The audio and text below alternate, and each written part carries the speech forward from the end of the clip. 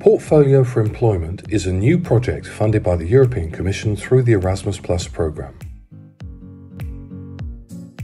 Mani sauc Līga, es strādāju uzņēmumā Pīkino Baltics, un savā pirmajā darba dienā bija ļoti svarīgi saprast par savu darba vidi un kur es strādāšu, un attiecīgi vajadzēja sagatavot arī tos jautājumus, kurus es uzdošu ierodoties pirmajā darba dienā uz darbu. Un, kad es ierados, mani sagaidīja mūsu HR speciālists, kurš arī mani savienoja ar manu dienas mentoru, kurš mani veda cauri visam, kas notika uzņēmumā, kādas ir viņu tradīcijas, kādi ir viņu principi, pastāstīja par katra cilvēka pozīcijām, pie kura es varu vērsties attiecīgos jautājumos, vai tā ir IT sfēra, vai tā ir radošā sfēra.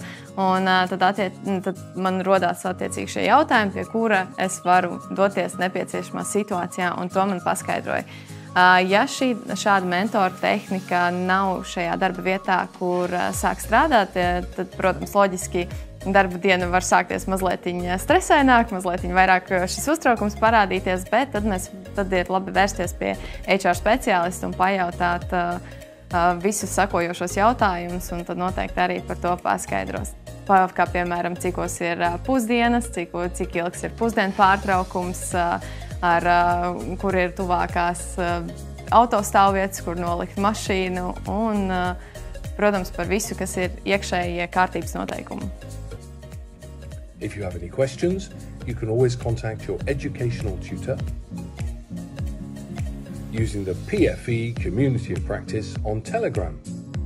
You can also contact the PFE partners by sending a message using the PFE Facebook and LinkedIn pages, by leaving a comment underneath a video on the PFE YouTube channel,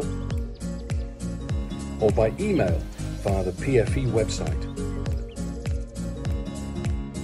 All organisations that use the PFE resources need to set up a clear policy for data protection in line with the requirements of GDPR.